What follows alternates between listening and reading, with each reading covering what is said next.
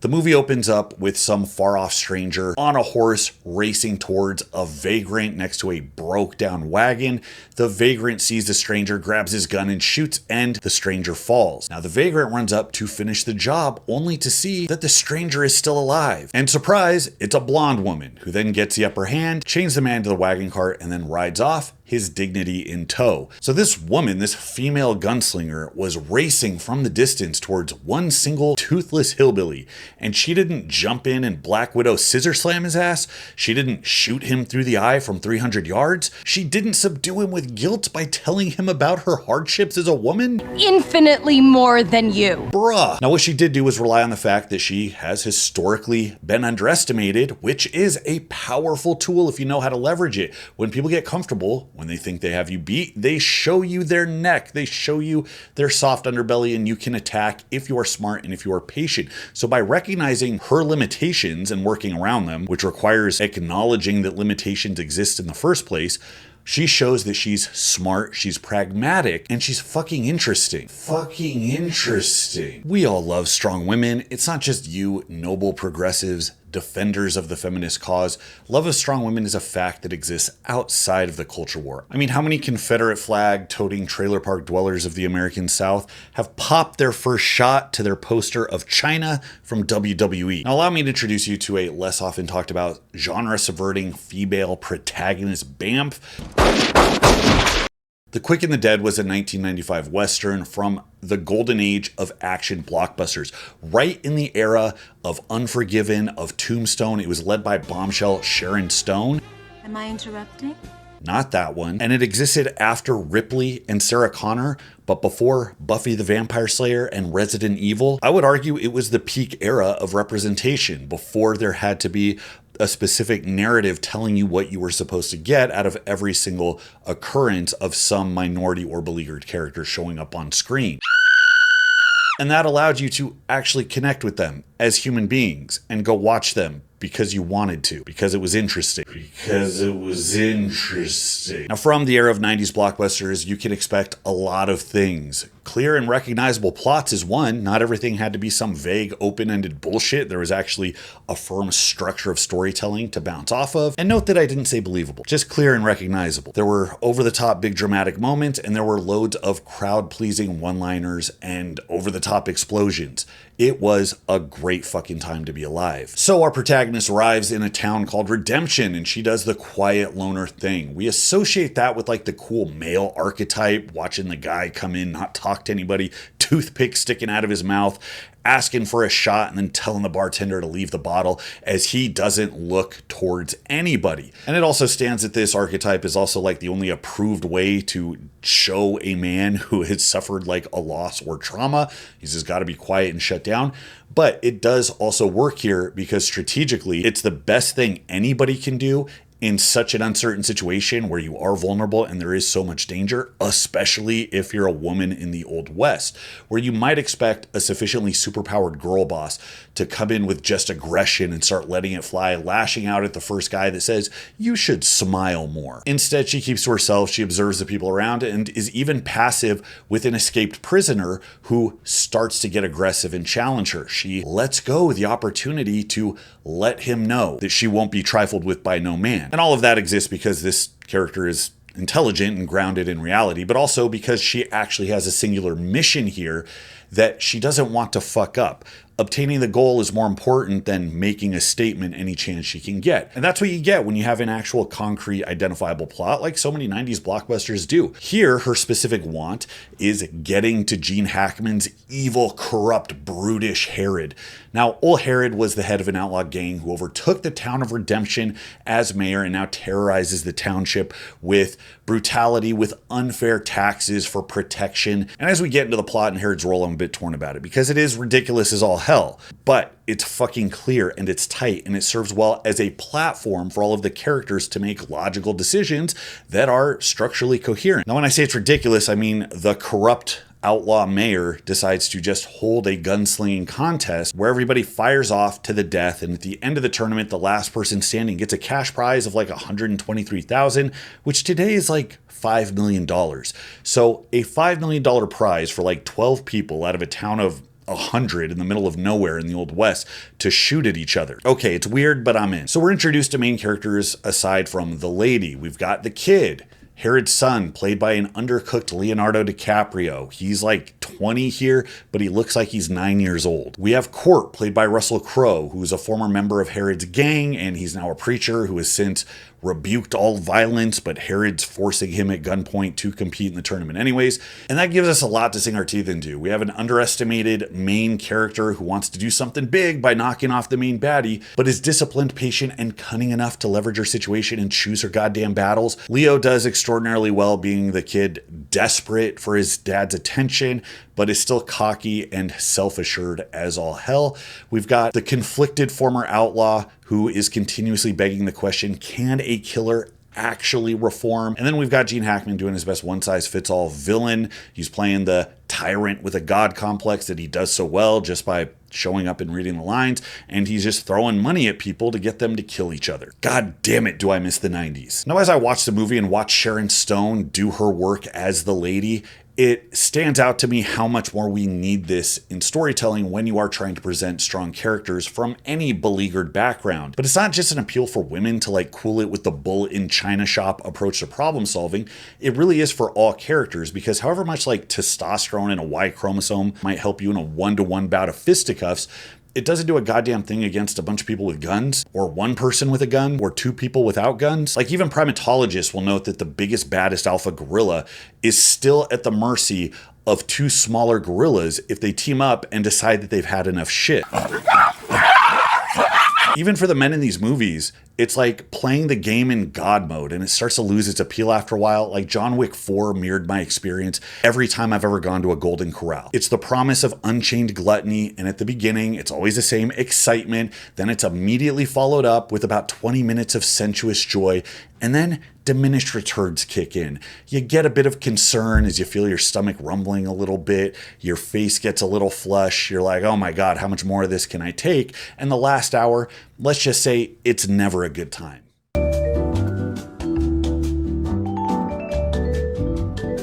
And I don't mean to get political, but I absolutely do. Progressives have written some of the best fiction in history, regardless what your political leaning is.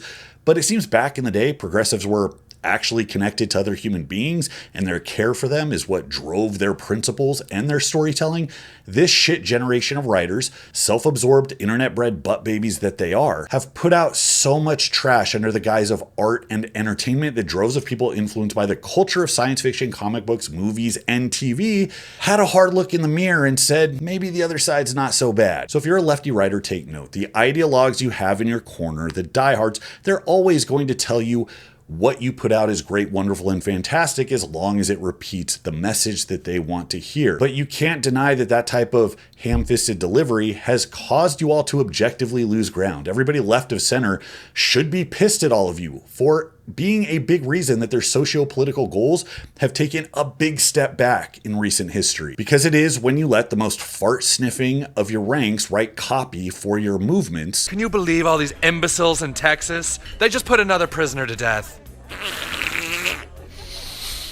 That everything from political campaigns to corporate policy to the movies and TV that we all love ends up just reading like the fucking Watchtower. And if you're taking your marketing tactics from Jehovah's Witnesses, brother, you are not in a good place. And my specific mission here isn't to teach progressives how to get their message across better. It's actually to show that when people do get to the core of their philosophies and present them artistically in a way that is not only good, interesting, and enjoyable, but actually gets the other person to open up and be charitable to it, humanity itself gets that tether that binds them reinforced just a little bit. And this is kind of the power of literature and art, seeing things from other people's perspectives, having that emotional infusion, and that in and of itself, when it's done well, is what people generally agree makes it good. Anyways, back to the fucking show. Parts of this film did feel very like Tarantino to me. That's what stood out. The thread that I felt was the mutual influence from spaghetti westerns. Like Tarantino's Django Unchained was titled after the spaghetti western Django from 1966,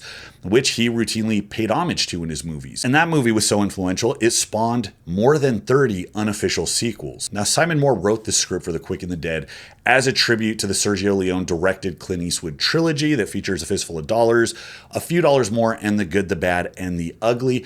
These were spaghetti westerns, which were genres of westerns made by European filmmakers, which influenced so much of popular culture. They were often filmed in Europe, made to look like the Old West. So the tone and mood, the pacing, the method of dramatic buildup, but other things like The Nameless Outlaw. Quick and the Dead features Sharon Stone as the lady and Leonardo DiCaprio as the kid. I mean, Kill Bill had Uma Thurman as the bride before revealing her name later. And this came from the man with no name trope, where Clint Eastwood in these movies would be called by a different name in each movie. He didn't actually have a name or an identity that we could grab onto. Now, the idea to present the main character as a strong female, that was an organic decision by Moore. He said, when you introduce women into that kind of world, something very interesting happens, and you have an interesting dynamic straight away.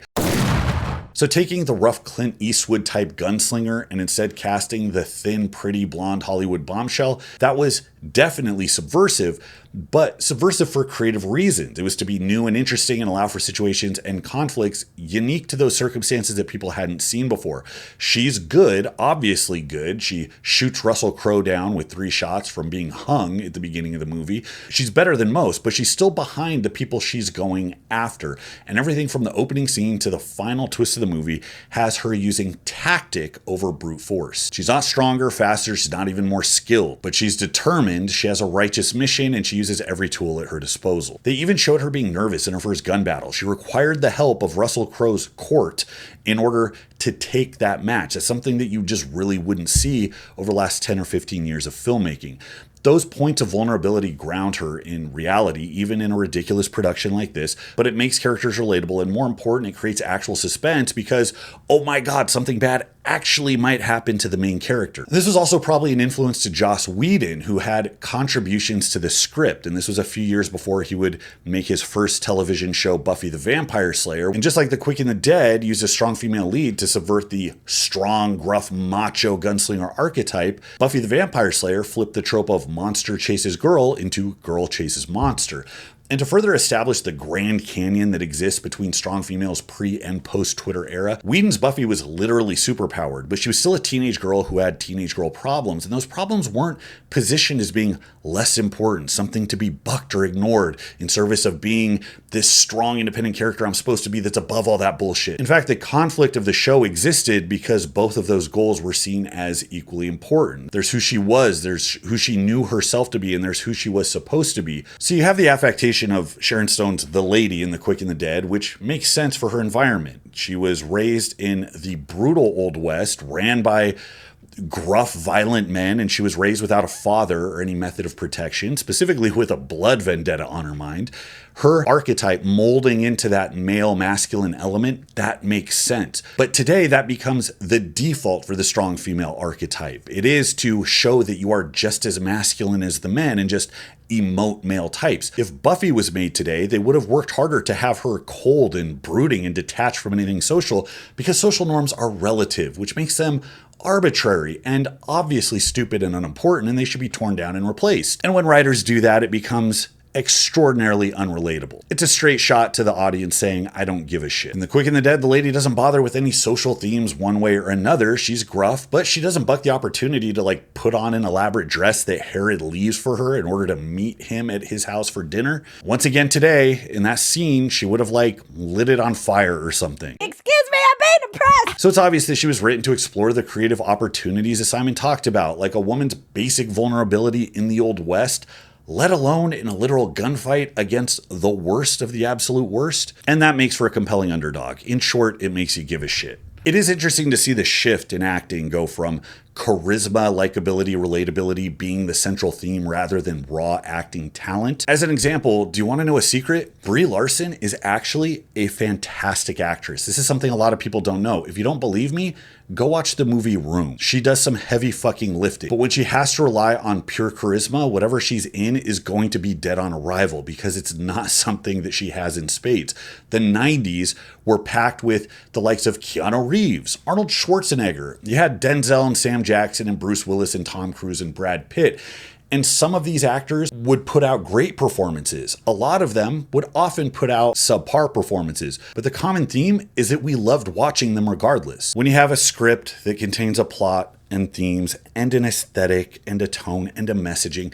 It's not enough to have all those together. The extra layer of packaging, which is going to be our first impression through which we filter all of those other things, is going to be the character and whether or not we are compelled to give a shit about them or whether or not they put a bad taste in the back of your mouth. And I really do think it's a sign of the times as far as who's doing the hiring, why they're doing the hiring. That kind of explains why so many of the people we see on screen actually have a presentation, a quality that's offensive, like somebody farted in an elevator. Like Rachel Ziegler could be the best singer in the world. Is anybody going to be able to see a movie with her in it without her smug face from all of her botched interviews being burned into their brain? I don't think so. Now, the last thing I got to talk about, the directing. This is a Sam Raimi movie. Initially, when I went to watch this, I saw the era it was put out and who is in it. I mean, you have Leo, Hackman, Russell Crowe, Gary Sinise, and Sharon Stone. I'm like, this is going to be a heavy hitter. This is going to be in the same vein as like Unforgiven. Then in the opening credits, I saw Sam Raimi's name and I'm like, nope, I've been bamboozled. And sure enough, the entire movie had the stink of Raimi on it. I'll give Raimi his flowers. I loved Evil Dead, his horror comedy stuff,